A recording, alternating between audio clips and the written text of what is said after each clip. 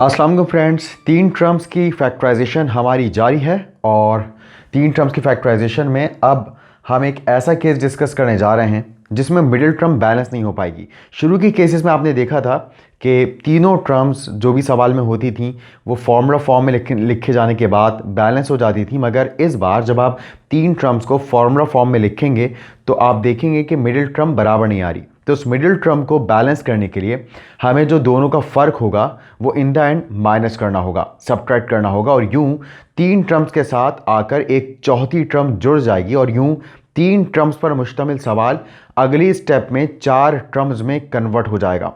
तो यहाँ पर आप मुलाजा कर सकते हैं, when first and third terms are perfect square but after writing the terms in formula form middle terms are not equal.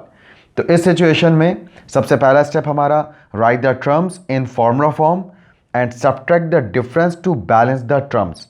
और कौन सी टर्म, जाहिर सी बात है मिडिल टर्म को बैलेंस करने के लिए हम डिफरेंस को माइनस करेंगे।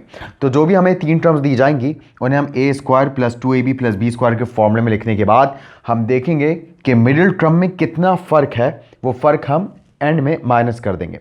क्योंकि जो फर्स्ट टर्म है वो तो होगी परफेक्ट स्क्वायर, थर्ड टर्म भी परफेक्ट स्क्वायर होगी after writing the terms in descending order. अगर वो आपको अरेंज करके ना दें तो आप जानते हैं मिडिल टर्म में वेरिएबल की पावर हमेशा हाफ होती है। इसको हम बहुत तफसील से पिछले एपिसोड्स में डिस्कस कर चुके हैं।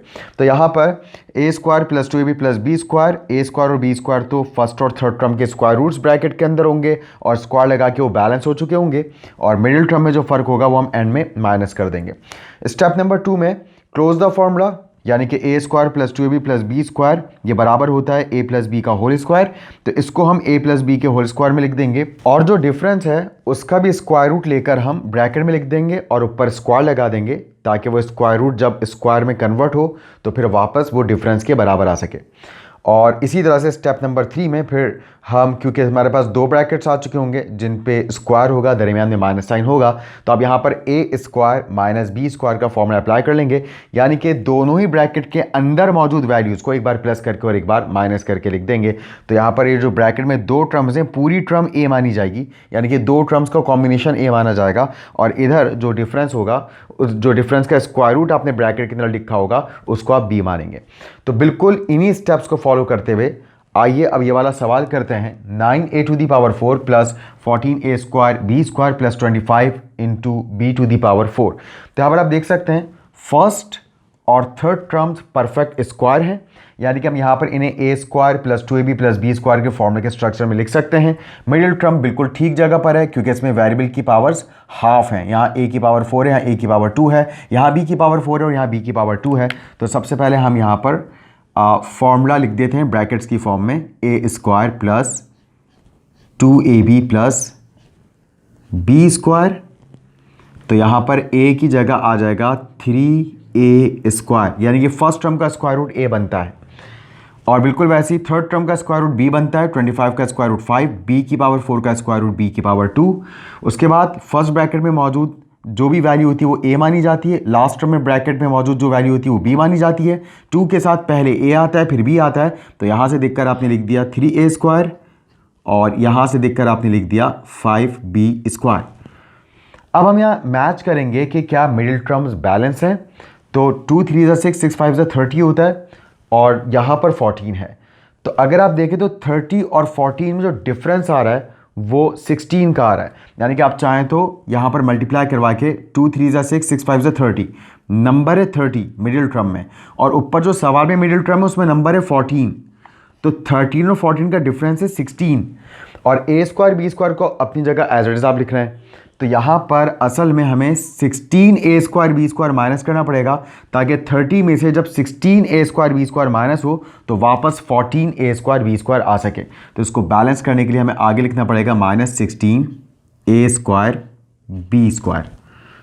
अब आप अच्छी तरह से बात जानते हैं कि ये जो फॉर्मूला है a square plus 2ab plus B square का, ये फॉर्मूला तो a प्लस बी के होल स्क्वायर के इक्वल होता है, और माइनस साइन के बाद हम डिफरेंस को भी होल स्क्वायर में लिखेंगे। तो यहाँ पर 3a स्क्वायर प्लस 5b² का होल स्क्वायर, ये फॉर्मूला क्लोज हो गया। a² plus 2ab plus b² a plus b का होल स्क्वायर बन गया। और 16a² b² का जब आप स्क्वायर रूट लेंगे तो 16 का स्क्वायर रूट 4 होता है, a का स्क्वायर रूट a, b का स्क्वायर रूट b। अब आप देख सकते हैं यहाँ पे दो ब्रैकेट्स हैं, दोनों पे स्क्वायर्स हैं और दरमियान में माइनस साइन है। जब कभी भी मैथ्स में ऐसी कंडीशन आ जाए, आप ब्रैकेट्स के अंदर दोनों मौजूद वैल्यूज़ को एक बार प्लस करके एक बार माइनस करके लिखेंगे, क्योंकि हम यहाँ पर a² माइनस b² का फॉर्मूला अप्लाई कर रहे हैं, जो कि बराबर होता है a plus b a minus b के। तो a प्लस बी और a माइनस बी। तो a हमारे पास ये पूरी पहली ब्रैकेट के अंदर मौजूद एक्सप्रेशन a है, तो 3a² प्लस 5b² और प्लस साइन के बाद 4ab, उसके बाद 3a² plus 5b² minus 4ab। और आप जानते हैं लास्ट स्टेप हमारा अरेंजमेंट का होता है, क्योंकि आप जानते हैं मिडिल टर्म में वेरिएबल की पावर हाफ होनी चाहिए। तो यहाँ पर हम डिसेंडिंग ऑर्डर में लिख रहे हैं, तो a की पावर 2 है। यहाँ a के हिसाब से जब आप डिसेंडिंग ऑर्डर में लिख रहे हैं तो इधर नेक्स्ट टर्म में a की पावर 1 होनी चाहिए। तो यहाँ पर ये टर्म 4ab ऐसी है जहाँ पर a की पावर 1 है, तो इसको सेकंड टर्म होना चाहिए। तो यहाँ पर हम इसको अरेंज कर लेते हैं, 3a² plus 4ab plus 5b² और 3a² minus 4ab plus 5b²। इंशाल्लाह नेक्स्ट वीडियो में हम इसी सवाल से रिलेटेड एक और एग्जाम्पल करते हैं। तब तक के लिए अल्लाह हाफ़िज़ एंड टेक केयर।